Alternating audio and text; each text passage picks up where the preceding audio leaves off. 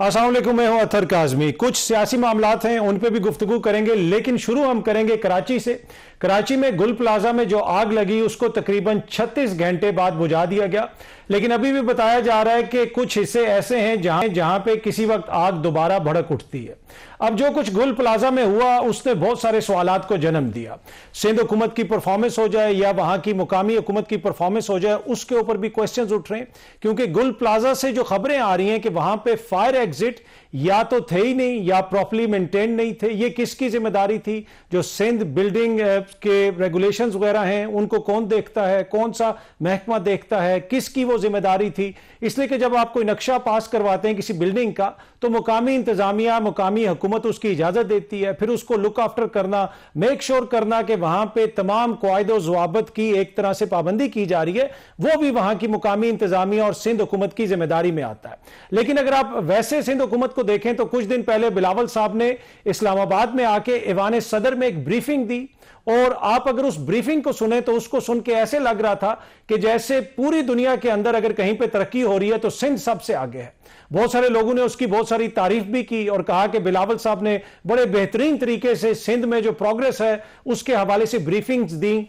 अब अगर आप इस तरह की ब्रीफिंग सुने जो गुज़िश्ता 70 सालों से पाकिस्तान के ब्यूरोक्रेट और पाकिस्तान के हुक्मरान देते हैं, तो आपको उनको सुन के लगेगा कि पूरी दुनिया पीछे रह गई और पाकिस्तान आगे निकल गया। और यही मामला सिंध के अंदर भी है। वैसे ये क्वेश्चन भी किसी ने उनसे नहीं पूछा कि भाई ईवान सदर को आप इस्तेमाल किस हैसियत में कर रहे हैं, लेकिन बड़ा क्वेश्चन यही है कि जो वहां पे आग लगी, फायर ब्रिगेड कितनी देर में पहुंची, फायर ब्रिगेड के पास इक्विपमेंट कैसा था, लोगों की जानें क्या मजीद बचाई जा सकती थी। 26 अब तक जो खबर आ रही है कि जाँ बाग हो चुके हैं और बहुत सारे लोग लापता हैं और जो अमवात हैं उनकी तादाद में इजाफा भी हो सकता है। तो इसकी जिम्मेदारी किसके ऊपर आएगी? वहां के जो मेयर हैं वो जिम्मेदारी लेंगे या सिंध की हुकूमत जिम्मेदारी लेगी? इस पर भी गुफ्तगू करेंगे। कुछ और सियासी मामलात भी हैं।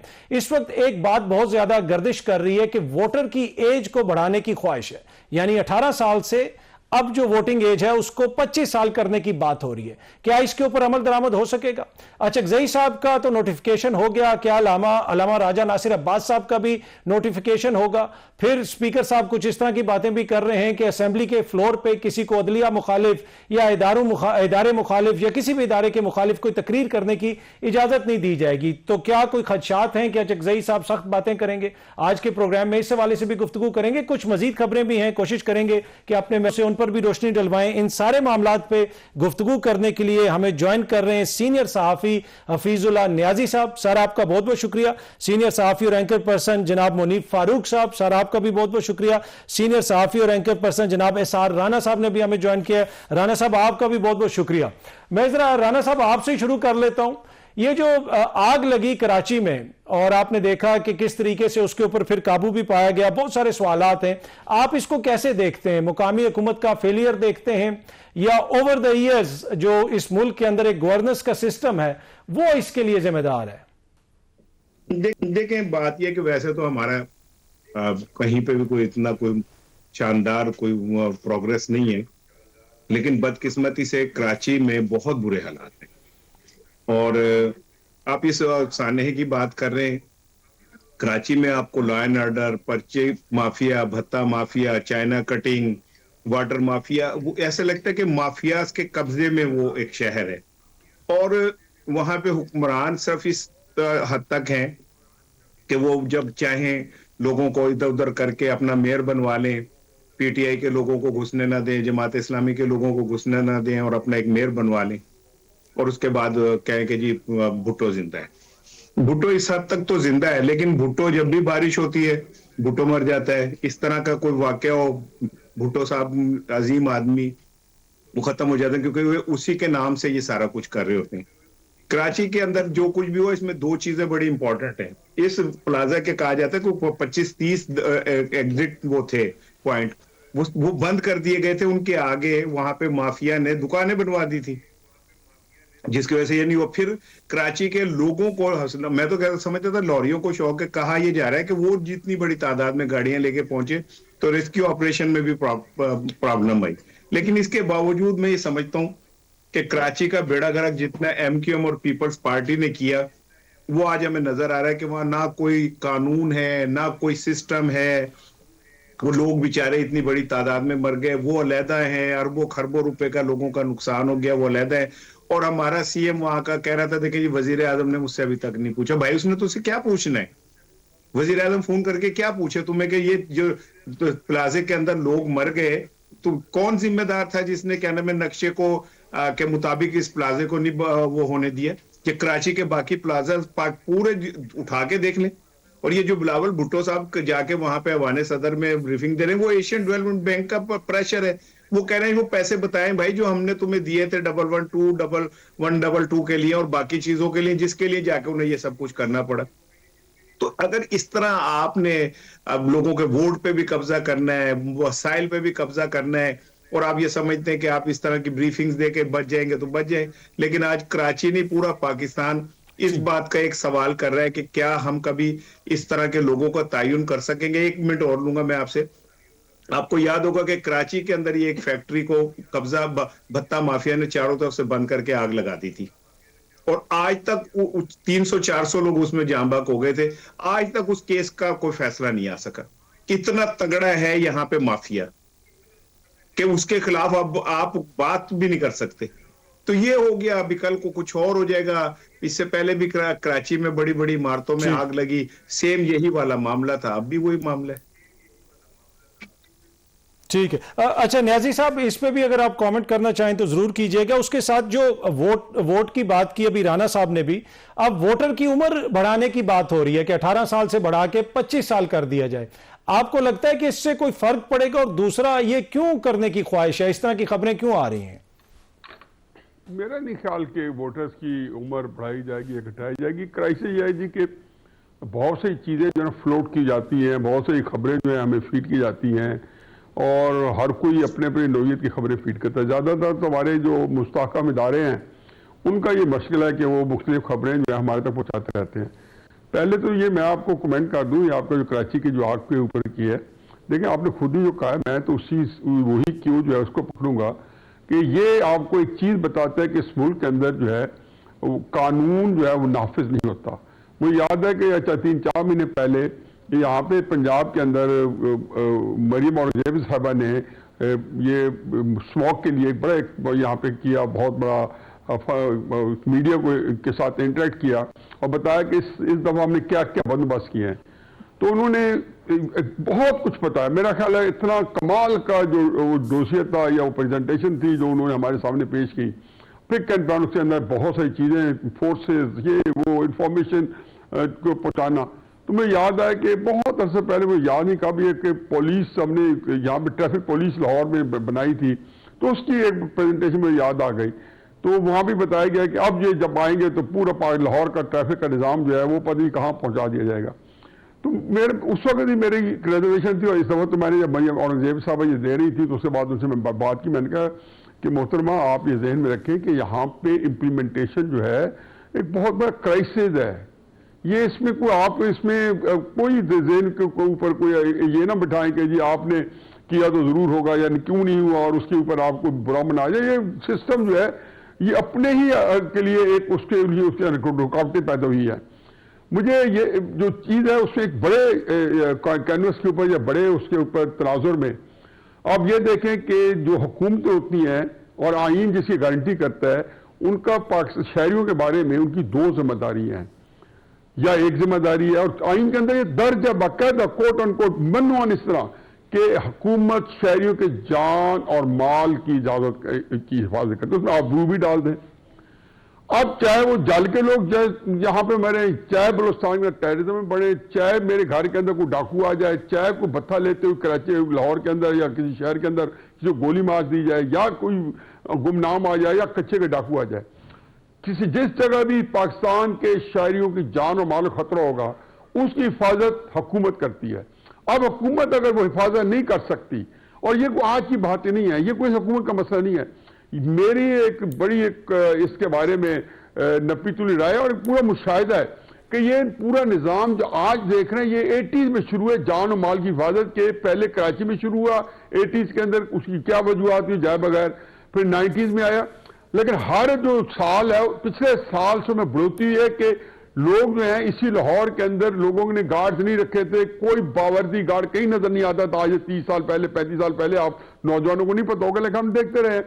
آج لاہور کے اندر جس کے پاس تھوڑی سی آسودگی ہے, جو تھوڑا بہتر ہے, جو کوئی ڈرائیور رکھ سکتا ہے یا کوک رکھ سکتا ہے, گھر میں نوکر رکھتا ہے, تو گارڈ ضرور رکھے گا وہ ساتھ. اب یہ وہ چیز ہے کہ جس میں آپ نے اپنی حفاظت آپ نے خود کرنی ہے. بلوچستان کے اندر دیکھیں کہ جس جگہ جائیں وہ معصوم پنجابیوں کو مارنے شروع کر دیں, کے پی میں کوئی بندہ چلے جائے تو وہاں پہ وہ اور ہے فتنہ خوارج ہے, کہیں پہ جو فتنہ ہندوستان ہے.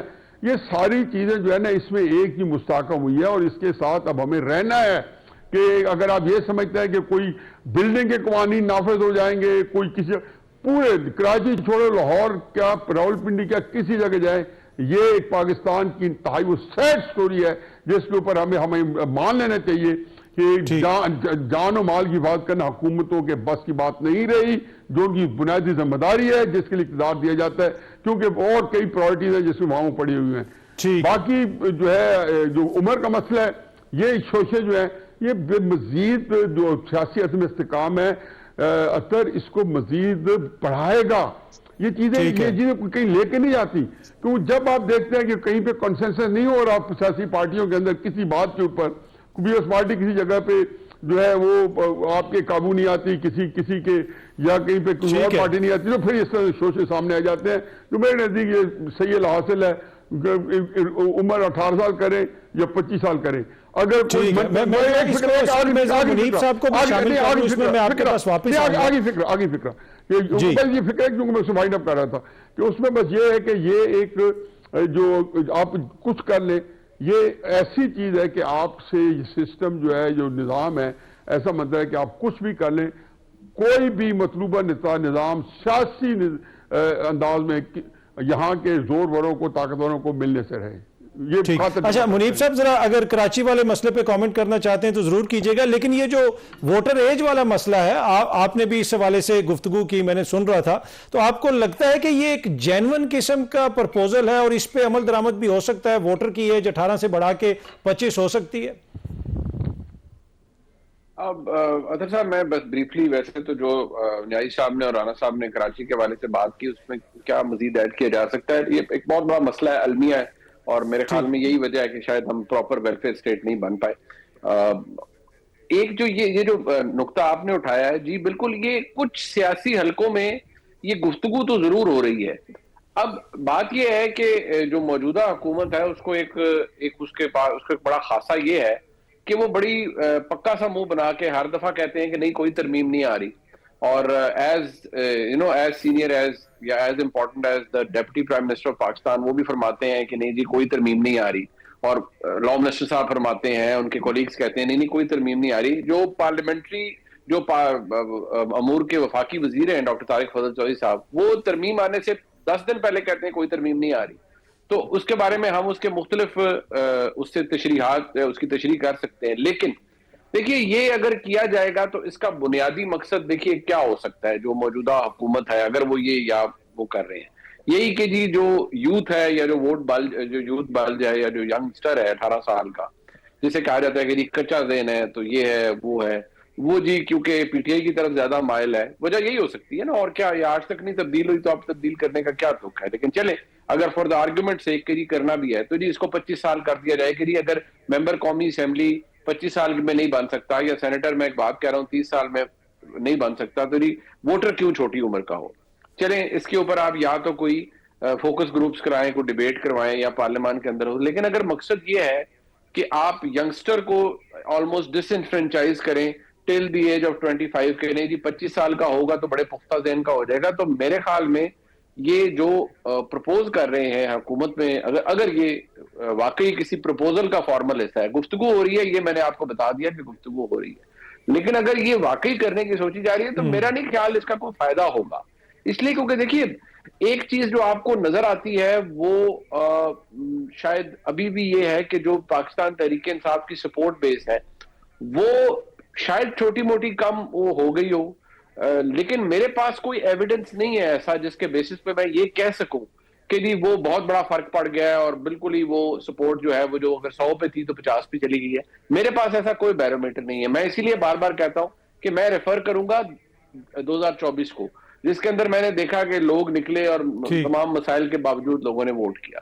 तो मुझे लगता है कि ये अनलेस कि इसके ऊपर कोई बहुत सेर हासिल गुफ्तगू हो और डेटा सामने रख के कोई बात की जाए तो फिर तो हो सकता है, वो अलग बात है कि अगर करना है तो फिर कर जाना किसी। ठीक है। अच्छा राणा साहब, ये जो वोटर की एज वाला मामला है, ऑल्दो कि आप तो वैसे मेरे ख्याल में जून के महीने के बाद वैसे भी क्वालिफाई कर जाएंगे, अगर 25 साल भी उम्र हुई तो आप तो वैसे ही माशाल्लाह 26 के हो जाएंगे जून के बाद, लेकिन आम बंदे से अगर ये सहूलत ले ली गई कि 18 साल की उम्र में वो वोट नहीं डाल सकता, तो इससे क्या इमरान खान साहब की सियासत को नुकसान पहुंचेगा और उनका जो बयानिया है और जिसके हवाले से हुकूमत को भी अक्सर तशवीश रहती है, उस पर कोई असर पड़ेगा? वैसे तो देखें, मेरा ख्याल है कि हमें वोटर की जो उम्र है ना वो 55 साल से शुरू करनी चाहिए, क्योंकि पाकिस्तान वाहिद मुल्क है जहाँ 55 साल के बाद भी कोई रिटायर नहीं होता और उसे मुख्तलिफ महकमे दे दिए जाते हैं। तो मेरा ख्याल है 55 से शुरू कर दें। और मैं ये जो उम्र वाली है इसमें मैं कुछ तजावीज़ मैंने भी बड़ी अक्रेजी से बनाई हैं, जिसमें ये कि 35 साल तक किसी का शनाख्ती कार्ड नहीं बनना चाहिए और उसकी शादी भी नहीं होनी चाहिए और उसे सफर की भी इजाजत नहीं होनी चाहिए, बल्कि उसके मुतालिक ये हो कि पुलिस वालों को कहा जाए कि जो इतनी कम उम्र, इससे कम उम्र के लोग हैं, जहां नजर आए उन्हें पकड़ के जेल में फेंक दिया जाए, क्योंकि वो तो पाकिस्तान के शहरी नहीं है, उनका तो आइन में कोई मुकाम और हक ही नहीं है।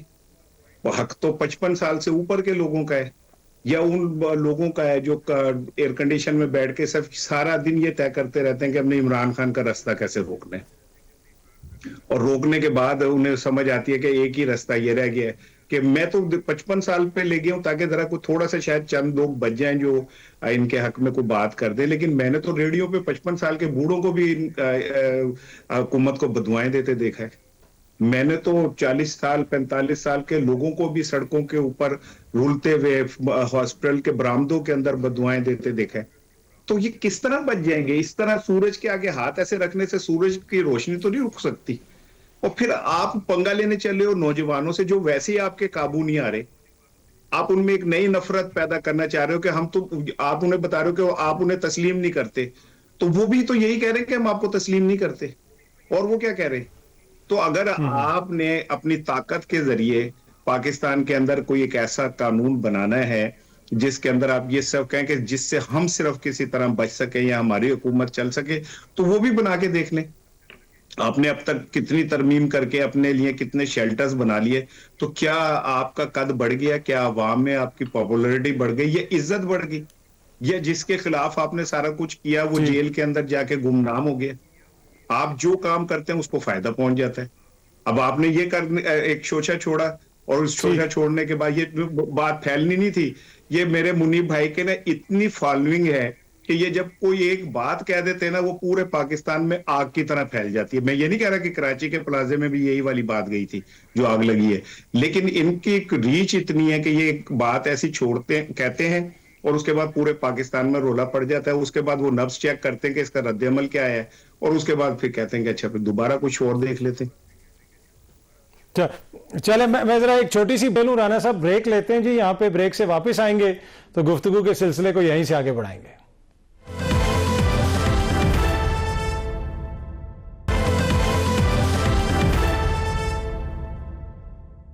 वेलकम बैक जी। आपने देखा कि अचकजई साहब का नोटिफिकेशन तो हो गया, अलामा राजा नासिर अब्बास साहब के नोटिफिकेशन का भी जिक्र है, कहा यह जा रहा है कि शायद वो भी हो जाए, सेनेट के अंदर वो कायदे हिज़्ब इख्तिलाफ के तौर पे सामने आ जाएंगे। लेकिन एक बात कही जा रही है कि कौमी असेंबली में किसी को इजाजत नहीं दी जाएगी कि वो इदारों के हवाले से, अदलिया के हवाले से कोई ऐसी बात करें जो आइन और कानून के मुनाफी हो। इस हवाले से अय्याज सादिक साहब ने क्या कहा, जरा सुनिएगा जी। आपने सुना, अय्याज सादिक साहब कह रहे थे कि कोई भी बंदा अगर जुडिशरी के खिलाफ बात करेगा पार्लियामेंट के अंदर तो मैं उसकी इजाजत नहीं दूंगा।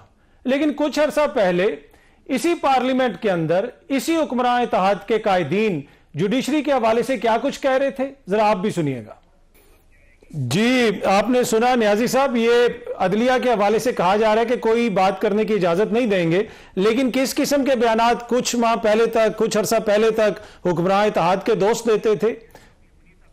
میرے خیال میں شاید نیازی صاحب سے ہمارا رابطہ جو ہے کٹا ہے. منیب صاحب یہی کوسچن میں آپ سے پوچھوں گا کہ یہ جو آپ کہہ رہے ہیں کہ عدلیہ کے حوالے سے کوئی بات نہیں کرنے دیں گے، لیکن ماضی قریب میں ہی خود یہ حکمراں کس قسم کے بیانات دیتے تھے اسی پارلیمنٹ کے اندر، تو یہ کیا وجہ ہے؟ کون سے ایسے تحفظات ہیں کہ ایاز صادق صاحب کو یہ بیان دینا پڑا؟ کیا اچکزئی صاحب کے حوالے سے کوئی تحفظات ہیں؟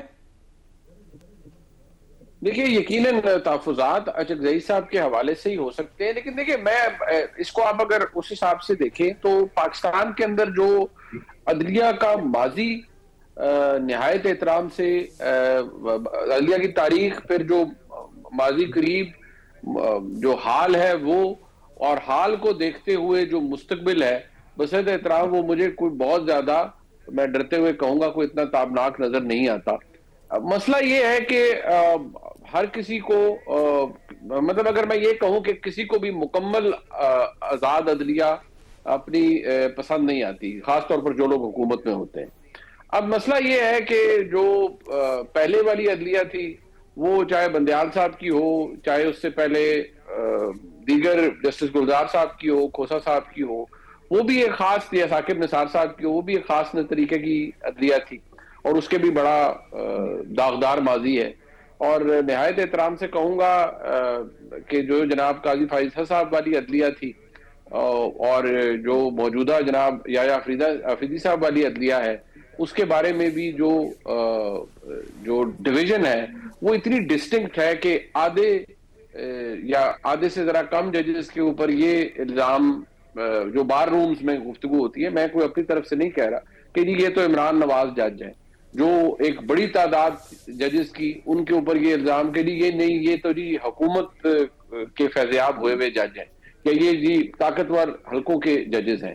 تو پھر جہاں یہ ڈویژن ہو وہاں پر ایسا ہوتا ہے. اور جو ایاز صادق صاحب فرما رہے ہیں وہ آئینی طور پر تو درست بات ہے کہ آپ جج کے کانڈکٹ کے اوپر بات نہیں کر سکتے. کانسٹیٹیوشن کلیئرلی آرٹیکل آپ 68 پڑھ لیں، 69 پڑھ لیں، یہ چیزیں بڑی کلیئر ہیں جو لکھی ہوئی ہیں آئین کے اندر. لیکن مسئلہ یہ ہے کہ جب کنوینئنس ہوتی ہے تو یہ ہو جاتا ہے. آپ دیکھیے نا کہ اگر آپ تھوڑا سا پیچھے جائیں تو احتجاج کی اجازت نہیں تھی، لیکن جب احتجاج کی اجازت دینی ہو تو سپریم کورٹ کے ایگزیکٹ باہر بھی احتجاج ہو جاتا ہے. یہ میرے خیال میں آپ کو یاد ہوگا 2-2.5 سال پہلے، وہ 2 سال پہلے ہوا، وہ مولانا فضل الرحمان صاحب اور دیگر رفقا چلے گئے سپریم کورٹ کے سامنے اور وہاں پر احتجاج ہوا، اگر آپ کو یاد ہو تو اشارہ دستور پر ہوا اور پہنچ گئے سارے وہاں پر. تو جب کوئی چیز ہونی ہو تو وہ ہو جاتی ہے. تو جہاں تک عدلیہ کی بات ہے تو نہ کوئی ہمارا ماضی کوئی بہت شاندار تھا اور نہ ہی مجھے کوئی مستقبل اتنا تابناک نظر آتا ہے. اگر آج حکومت کو یہ عدلیہ اچھی لگتی ہے، ظاہری بات ہے، اور وہ کہتے ہیں ان کے اوپر بات نہیں کرنی، تو بالکل ٹھیک ہے.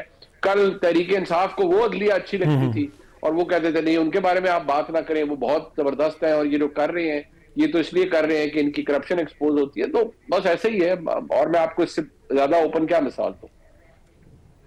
ٹھیک ہے، ٹھیک ہے. اچھا نیازی صاحب، اچکزئی صاحب کا نوٹیفیکیشن ہونا، پھر اچکزئی صاحب کا لاہور جانا، پھر کراچی جانا، مختلف لوگوں سے ان کی ملاقاتیں بھی ہوئی ہیں. ابھی بھی آپ سمجھتے ہیں کہ اچکزئی صاحب کے آنے کے بعد کوئی مذاکرات آگے بڑھ سکتے ہیں، کوئی بریک تھرو ہو سکتا ہے حکومت اور اپوزیشن کے درمیان؟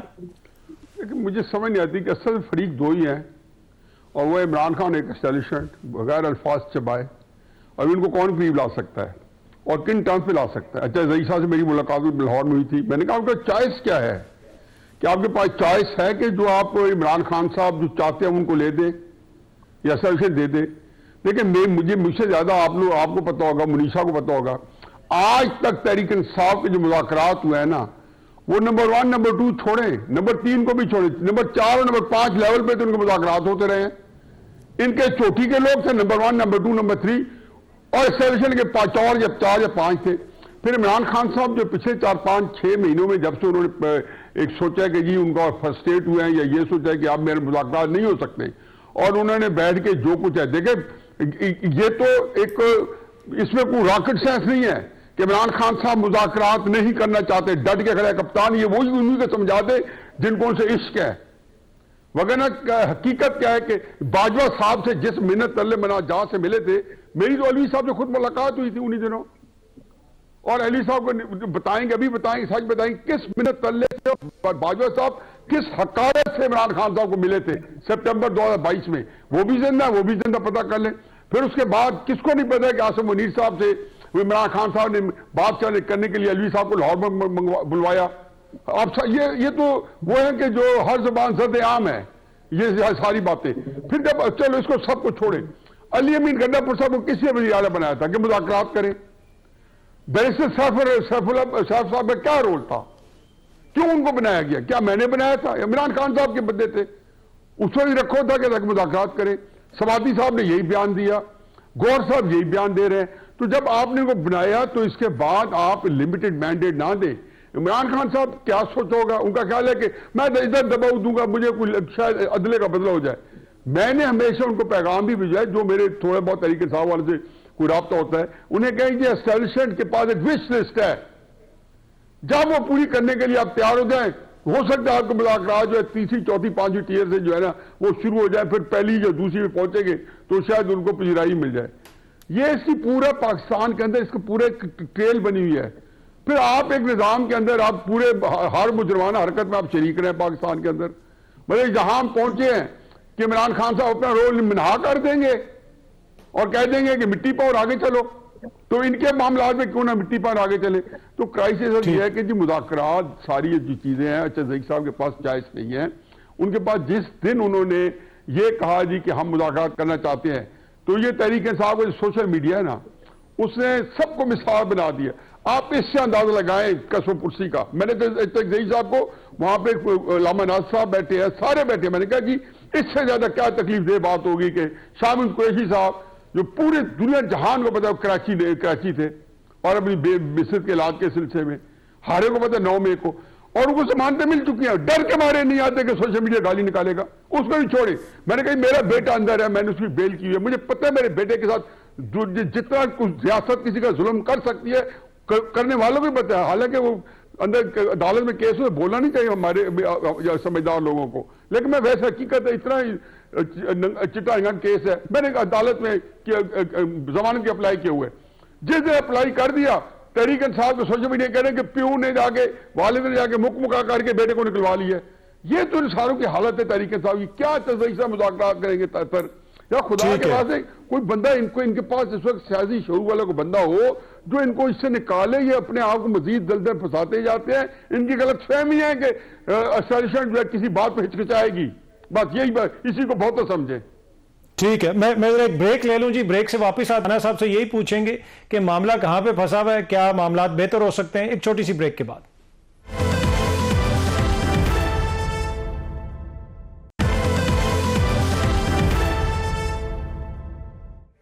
ویلکم بیک جی. رانا صاحب, یہ جو مذاکرات والی بات ہے, معاملات کو بہتر کرنے والی بات ہے, آپ کو لگتا ہے کہ ابھی بھی کوئی گنجائش ہے؟ ہم نے دیکھا کہ چکزئی صاحب ہوں, وہ دورے کر رہے ہیں مختلف شہروں کے. اسی طرح سہیل آفریدی صاحب جو ہیں وہ بھی سٹریٹ موومنٹ چلا رہے ہیں. ہزارہ ریجن کے اندر انہوں نے باہر وہ گئے, لوگوں کو بھی باہر نکالا. آپ کو لگتا ہے کہ وہ جو سٹریٹ پریشر ہے اس کی وجہ سے کوئی معاملہ حل ہو سکتا ہے, یا مذاکرات کے نتیجے میں معاملات آگے بڑھ سکتے ہیں؟ اور پھر نواز شریف صاحب کا نام بھی بار بار آ رہا ہے کہ انہوں نے نوٹیفیکیشن کروایا ہے چکزئی صاحب کا, تو کیا عمران خان صاحب کے معاملات کو حل کروانے میں بھی نواز شریف صاحب کوئی کردار ادا کر سکتے ہیں؟ دیکھیں, یہ جو ٹرمپ نے کیا کہتے ہیں یہ نئی کامن وہ پلیٹ فارم بنانے کا جو اعلان کیا ہے نا, یہ آئیڈیا بھی میرے خیال ہے نواز شریف صاحب نے ہی دیا ہے. کیونکہ دنیا بھر میں جتنا بھی کوئی بڑا کام ہوتا ہے نا, جو رکا ہوا کام ہوتا ہے, اس کے پیچھے ایکچولی نواز شریف صاحب کا آئیڈیا یا ایک اچانک ان کی کوئی ایک دم اتنی اچھی وہ سوچ یا کوئی وہ ڈیزائن آ جاتا ہے کہ چیزیں جو ہے نا ٹھیک ہو جاتی ہیں. میرے خیال ہے ٹرمپ کو بھی آئیڈیا یہ انہوں نے دیا ہے, اور یہ والا آئیڈیا بھی اب ان کے کھاتے پڑ گیا. لیکن وہ ایک دفعہ اون کر لیں, اسے کہہ دیں کہ ہاں میں نے کیا ہے, یا شہباز شریف صاحب ہی اس طرف انڈیکیشن کر دیں, کو تھوڑا سا میرا خیال ہے سیاسی جرات کا مظاہرہ کر کے اسے اون کر لیں. اب یہ چھپ کے جو کام ہے مجھے نہیں سمجھ آتی کہ اس کے کیا ریزن ہو سکتے ہیں یا کیا نہیں. دوسری بات یہ کہ یہ جو مذاکرات والی بات ہے, تو آپ مذاکرات کر کس سے رہے ہیں؟ ان کے پلے ہے کیا؟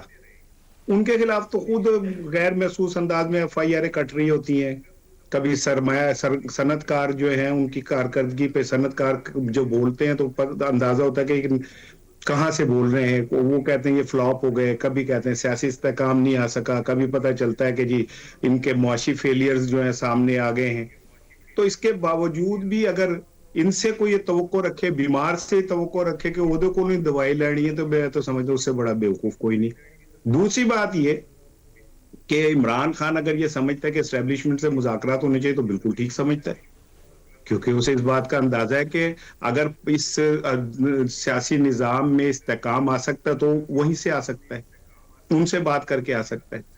اور اگر اس میں وہ ایک بطور سیاستدان اپنے کارڈ استعمال کرتا ہے, ایک طرف انگیجمنٹ ان سے بڑھاتا ہے, ایک طرف اسٹریٹ پارک اپنی شو کرتا ہے, تو یہ تو ایک اچھی اسٹریٹجی ہے جو وہ کھیل رہا ہے. باقی یہ میں ضرور سمجھتا ہوں کہ دونوں کو یہ سمجھنا ہوگا کہ پاکستان کا استحکام سب سے اولین چیز ہے, اور ہمیں اپنے اپنے تھوڑے تھوڑے ایک قدم پیچھے آنے میں کوئی حرج نہیں. عمران خان کو ایکسپٹ کرنا چاہیے کہ اسٹیبلشمنٹ پاکستان کی حقیقت ہے اور اسے کوئی نہیں جھٹلا سکتا. اسی طرح پی ٹی آئی کا ووٹ بینک ایک بہت بڑی حقیقت ہے, اسے کوئی نہیں جھٹلا سکتا. تو یہ تو جب تک ایک دوسرے کو تسلیم نہیں کریں گے بات آگے نہیں بڑھے گی.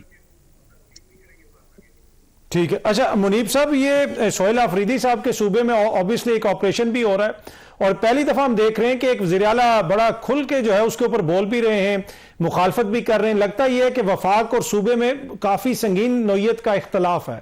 تو آپ کو ان سارے حالات میں سہیل آفریدی کا مستقبل کیا نظر آ رہا ہے؟ دیکھیے, مجھے لگتا ہے کہ شاید سہیل آفریدی صاحب یہ پبلک کنزمپشن کے لیے تو یہ چیزیں ضرور بول رہے ہیں, لیکن فرینکلی سہیل آفریدی صاحب کے پاس آپشن کیا ہے اگر as a matter of fact دیکھا جائے؟ اس بات کا اندازہ ان کو بھی ہے. کچھ ان سے الفاظ کے چناؤ میں کچھ چیزوں میں غلطیاں ضرور ہوئی ہیں, ان کی اپنی جماعت سے بھی لوگوں نے کہا. یہ تو خیر میرے خیال میں کوئی اتنی ڈھکی چھپی بات ہے ہی نہیں.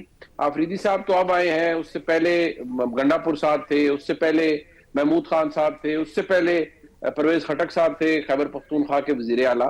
تو سب کو پتا ہے کہ خیبر پختونخوا اور پاکستان کے اندر دہشت گردی کے لیے جو آماج گاہ ہے دہشت گردوں کی, وہ کون سی ہے؟ وہ افغانستان نہیں ہے. ہمارے لیے تو ہسٹری میں سائن پوسٹ ہے نا, ایک بہت تکلیف دہ ثانیہ اے پی ایس. تو آپ کو بھی پتا ہے وہ ماسٹر مائنڈ اس کے کہاں بیٹھے تھے اور کہاں سے وہ لوگ آئے تھے. تو یہ بات تو بڑی کلیئر ہے. اب آفریدی صاحب کے پاس اگر وہ اپنے اس احتجاج کو, جو دیکھیں کچھ چیزیں ہوتی ہیں وہ سلو برنر پہ ہوتی ہیں, یہ بھی میں آپ کو بتا دوں کہ ان کا امیڈیٹ ریاکشن نہیں آتا. جیسے آفریدی صاحب ہیں, ان کے معاملات چل رہے ہیں. شفیع جان صاحب نے پچھلے دنوں ایک لفظ استعمال کیا کہ یہ بدماشی کر رہے ہیں. انہوں نے یہ بات پاکستان کی اسٹیبلشمنٹ کو کہی, فوج کو کہی کہ یہ بدماشی کر رہے ہیں. اب اگر انہوں نے یہ الفاظ استعمال کیے ہیں so that means کہ یہ شفیع جان صاحب سے زیادہ یہ خیبر پختونخوا حکومت کے جو معاون خصوصی برائے اطلاعات ہیں, یہ ان کے الفاظ ہیں. مطلب یہ ان کی یعنی خیبر پختونخوا حکومت کا موقف ہے. تو اگر خیبر پختونخوا حکومت یہ کہے گی کہ پاکستان کی فوج آپریشن کر رہی ہے دہشت گردوں کے خلاف جس میں افسران جوان سب شہید ہوتے ہیں اور بلا تفریق ہوتے ہیں, تو ان کو شوق تو نہیں ہے اپنے افسر اور جوان شہید کرانے کا. تو اگر وہ اسے کہیں گے کہ یہ بدماشی کر رہے ہیں, تو پھر دیکھیں پھر فضا کہاں سے اچھی قائم ہوگی. پھر اس کے نتیجے میں یہی ہوگا کہ کسی دن کام زیادہ خراب ہو جائے گا, اور یہ بھی ہو سکتا ہے کہ کام آلریڈی خراب ہونا شروع ہو گیا ہو اور اس کا ہمیں نہ پتہ لگ رہا ہو. لیکن دیکھیے, نہ آپریشن رک سکتا ہے نہ یہ سلسلہ. میں اس بات کو کہتے ہوئے ساتھ یہ کہوں گا کہ پاکستان کے اندر جو یہ گڈ طالبان بیڈ طالبان کی تفریق, مذاکرات, سب کچھ یہ ماضی میں اس میں پاکستان کی اسٹیبلشمنٹ کا ایک بہت بڑا کردار رہا ہے. لیکن غلطیوں کے ساتھ پھر آپ درستگی بھی کرتے ہیں. اگر آج درستگی ہو چکی ہے اور the only good Taliban is a dead, good Taliban is a dead Taliban, تو یہ کام آپ کو کرنا چاہیے. میں تو پشتو نہیں سمجھتا, لیکن آج ایک ٹویٹر پر اگر آپ پشتو سمجھتے ہیں یا کسی پشتون دوست بھائی سے ہم پوچھیں گے کہ اچھا صاحب کی ایک ویڈیو چل رہی ہے جس میں وہ کہہ رہے ہیں کہ جو طالبان ہے وہ دہشت گرد نہیں ہے, اور جو انہیں دہشت گرد کہے گا میں اسے برا بھلا کہوں گا. تو یہ تو پھر بڑا مسئلہ ہے جو آگے آنے والے دنوں میں ہوگا. ٹھیک جی منیب صاحب, میری آواز آ رہی ہے آپ کو؟ جی بالکل آ رہی ہے. میرے خیال میں شاید کوئی جو ہے نا ٹیکنیکل ایشو ہو گیا. جی اینی وے, آپ تینوں شخصیات کا بہت بہت شکریہ جی. یہاں پہ ایک چھوٹی سی بریک لیتے ہیں, بریک سے واپس آئیں گے تو گفتگو کے سلسلے کو آگے بڑھائیں گے.